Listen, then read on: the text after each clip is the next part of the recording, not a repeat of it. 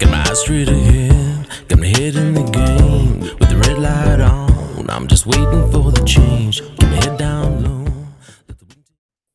Hi, I'm Jay Fallon, obviously, and also obviously, this is the slippery slope. Hey, if you watch the news like I do, you'll see a lot of news reports about homelessness, about house prices going up, about inflation. We've got the RBA; they've been rising, increasing interest rates over the last year, or a bit over a year now. Record house prices. Inflation is just, they think every time they think they've got a handle on it, well, then they say, oh, no, we haven't. So we have to raise interest rates again. And then the amount of people that are homeless in this nation, never, never, never before has it been seen. And how hard is it to get a rental property if you're someone who has rented, if you've only been renting, you would have seen, I mean, you've got prices increasing uh, beyond a lot of people's capabilities to be able to service that rent. And then we have the amount of rental properties to choose from decreasing so significantly. People are literally finding themselves homeless. People who just a decade ago would never have thought that they would have been found homeless, not in this nation. And it's just so dramatic, seems to have come so dramatic so quickly. And you got to ask yourself, what's going on? I mean, we supposedly live in a first world nation, and yet our government, what the heck are they doing about all this? Our government, I believe, absolutely gaslighting us when it comes to homelessness, when it comes to house prices, because it's pretty easy to see, I think, why we've got this disaster in homelessness and soaring house prices, property prices just constantly rising. And you're sitting there going, well, I mean, I know in the area I am, house prices have just gone up so much because this area was so cheap only a couple of years ago, and people have just come in from down south and just kept buying, renovating, flipping their houses, just increasing. A house literally down the road from me would have only been 200,000 only 3 years ago. Just got sold. They renovated it. It's quite nice. Still, it's not like it's got a. Anyway, it is quite nice, but sold within a week for over 600,000. Oh, that's just the pricing. The price increase just blows my mind. Anyway, getting back to the government, I'll go through a couple of headlines. I'll tell you what I think is happening. Just my opinion.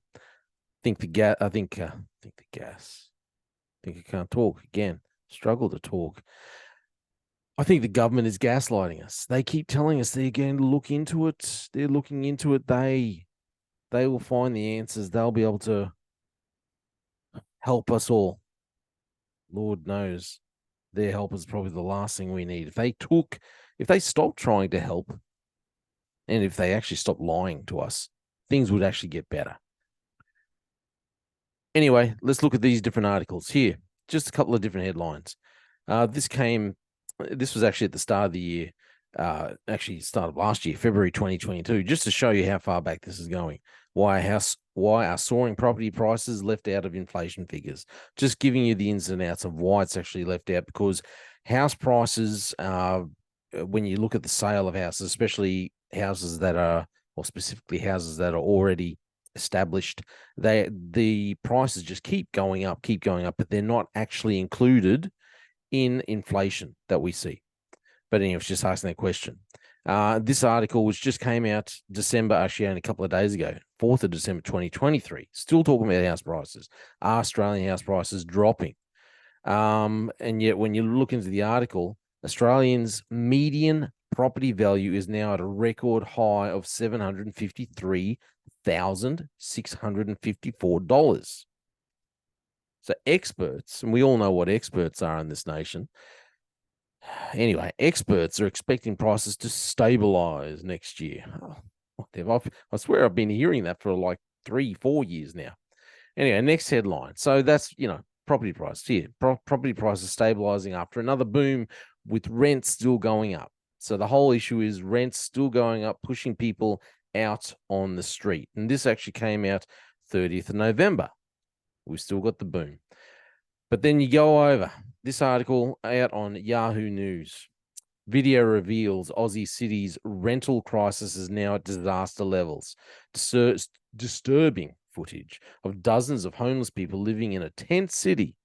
Tent city, it might be a bit of a over exaggeration, but anyway, tent city in the heart of Brisbane has highlighted the soul crushing reality of Australia's rental and cost of living crisis. The video captured by a passing cyclist shows at least 20 tents lining the river path in the city's west end, with some huddled together under trees to help protect them from Queensland's notorious summer heat. There you can see in this picture here, you've got a few tents there lining. You've got one of the catamarans, the ferries, the city ferries going past there. It's actually not a bad spot if you're going to camp. I mean, in Brisbane, for crying out loud, there's not a lot of places you want to camp. This headline, solving Australia's homelessness crisis needs more than housing. Compassion is essential too. You know what? I get what they're saying. It needs more than housing. Compassion. You do need compassion. This story just talking about what it's like to be homeless and what people are trying to do about it. I don't think it needs compassion. I don't. And it's not that you don't need compassion at all.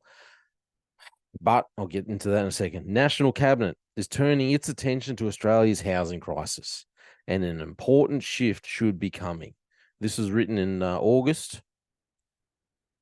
People all lined up here just to have a look at a lease property, a rental property here in the city, a staple of debate. Sorry, I really can't. A staple of debates about housing affordability in Australia over at least the last 4 decades has been a lack of housing supply. This is the issue. Lack of housing supply. So, housing stress affecting growing number of Australians, survey finds amid calls for action. This headline here, the cost of living is surging. This is an old headline. This is April 2022. So while the RBA add to it by raising the interest rates. Here we have, remember this fella, Philip Lowy, the lad that told everyone in Australia, hey, interest rates aren't going to go up until about mid-2024, I don't think. Even though a numpty like me was looking at things going, you know what? I reckon we're in for a bit of hurt if they don't start raising interest rates. They're going to start raising interest rates, otherwise we are going to be screwed. And but this is one of the experts. Remember how the other article said, oh, experts are saying this. Well, this is one of our so-called experts. Said to everyone, hey, interest rates aren't going to go up till 2024. He was the man with his hand on the lever. And what did he do? Just started cranking it right up. Anyway, look, I'm showing you all these articles just because we have a problem. We have a problem with inflation, cost of living is skyrocketing. Add to that homelessness. Also, even though it's supposedly not part of inflation, you got the cost of actually, house prices skyrocketing, rental prices skyrocketing, homelessness going through the roof. How many times can you say skyrocketing, I suppose?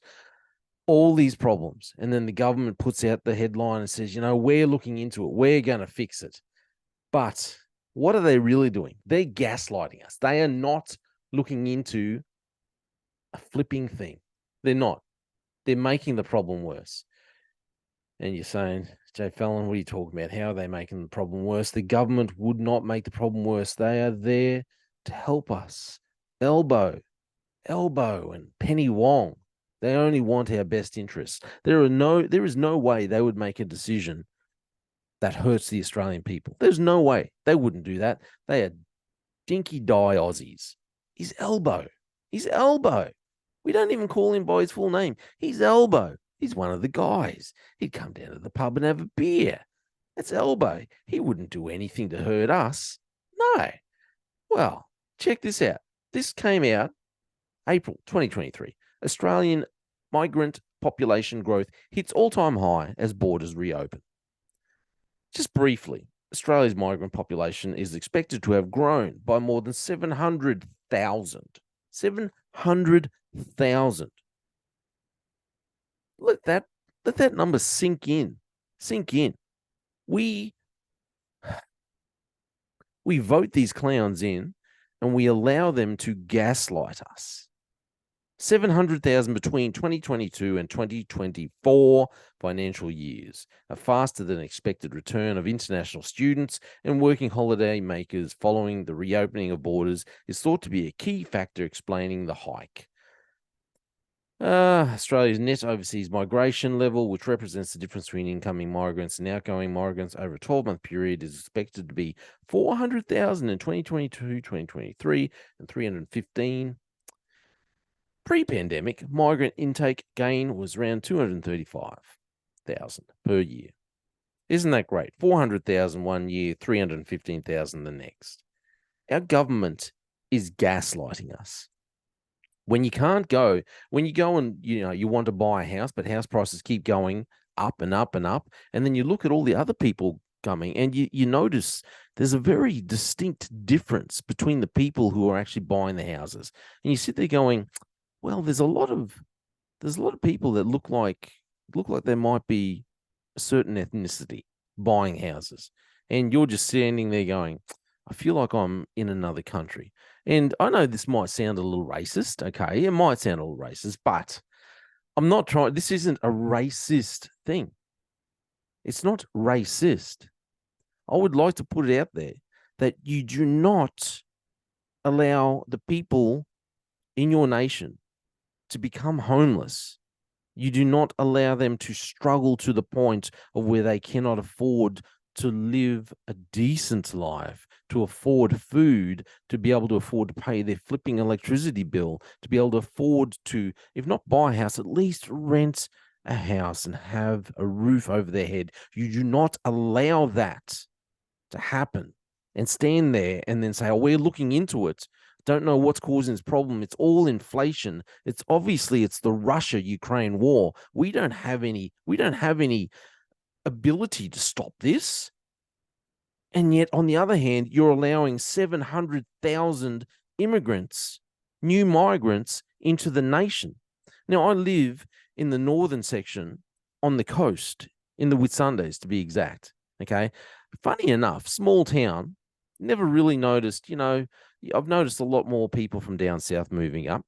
Just the last couple of months, being out, going out. And I'm like, now, again, this might sound a bit racist, but there's a reason why I know that I've seen more of one particular ethnicity, because I actually speak just a little bit of that particular language. I actually learnt it formally when I was living in Melbourne for a little bit.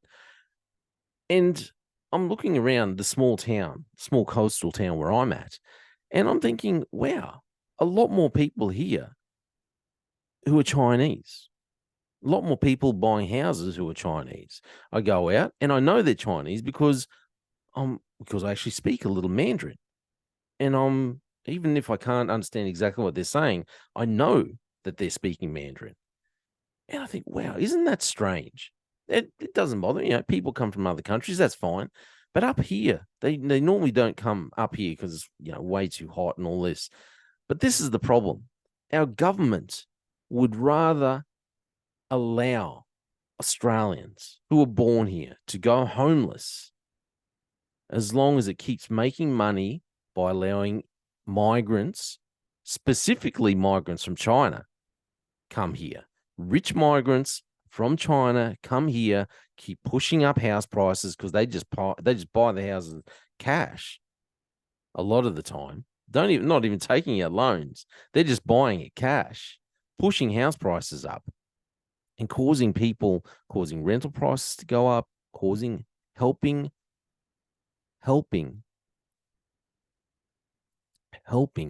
homelessness in this nation. And our government is not just complicit, it's orchestrating this. It knows it's happening, and it's gaslighting us by saying, hey, we're going to go look into this. We're going to look into it. We're going to try and release more land. Heck, you know what you should be doing is not allowing 700,000 migrants, new migrants, to come into the nation until you fix the problem, until we stop having the homelessness problem. And nothing against the Chinese, but with a country that tortures its own people, as in the Uyghurs, okay, tortures its own people, constantly lies, accuses the Australian military. Well, what they do?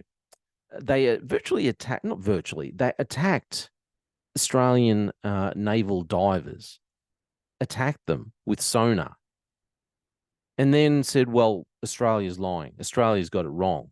They bully everyone around them. But our Australian government is so desperate to continue to do business with communists. It overlooks the fact, and wait up, before I say this, they're so busy, they're so desperate to do business with communists and make money.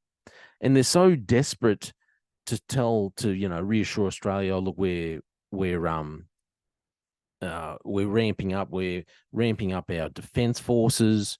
We'll be able to defend ourselves against, pretend we'll be able to defend ourselves against a force like China, and making all these pacts with America and Britain, and maybe we could defend ourselves, but I don't think we're going to be able to defend ourselves, because if we keep allowing this amount of migrants in, specifically from China, we won't be defending ourselves, because the problem will already be within the borders. How can you defend yourself? What is the point in having a strong military to defend yourself from an outside attack when your nation has been taken over from the inside? The Trojan horse is already here, and the government is allowing it. It's not just allowing it, it's complicit. It's bringing it in. It brought it in, and it's making money off Chinese immigration. It's despicable what the Australian government's doing. They're doing it to their own citizens. They are pathetic. We need to think more carefully when it comes to who we're voting for. We need to make our voices known. Stop this ridiculous record immigration, when we have so many other problems. Specifically, stop it coming from China. It's going to cause problems in the future. Big, big problems. China is really showing its teeth at the moment, bullying the Philippine military, bullying Japan. It wants a war. It wants to take back, never really had it, but it wants to take over Taiwan. And it wants a war. It wants a war with the US, because it wants to assert itself as the number one military and the biggest and best nation in the world, in its own little pea-brain mind. That's the goal. They want to be number one. They don't like the fact that the US has been the biggest economic power for all these years, the biggest military power for all these years. They want the record. They want the title. And we're just allowing nothing against Chinese people. But who are we allowing in out of these hundreds and hundreds of thousands of Chinese that come into our borders? What affiliation do they have with the Chinese Communist Party? That's the question that we need to be asking ourselves. Because if you just allow all these people, and their ties are actually their heart, their connections are actually with the Chinese Communist Party, we're just going to be taken over from within. I know this might sound like a racist rant. It's not about race. It's about tying yourself. It's about a nation that ties itself to another nation that, in all honesty, is just can't be trusted. They can't even be trusted to look after their own people. They don't even treat their own people, as in the Uyghurs, properly. They are one of the most racist nations. When I say they, I probably should say the Chinese Communist Party are one of the most racist organizations that you will ever find, ever. ever find. And also one of the most cruel and egotistical organizations, the Chinese Communist Party, that you will ever find. And let's not forget the just tiny little lie that they continue to tell the world about the Charlie Victor and the origins of that. This is all my opinion. The Australian government is gaslighting us, telling us that it's looking into the homelessness problem, but it's causing the homelessness problem.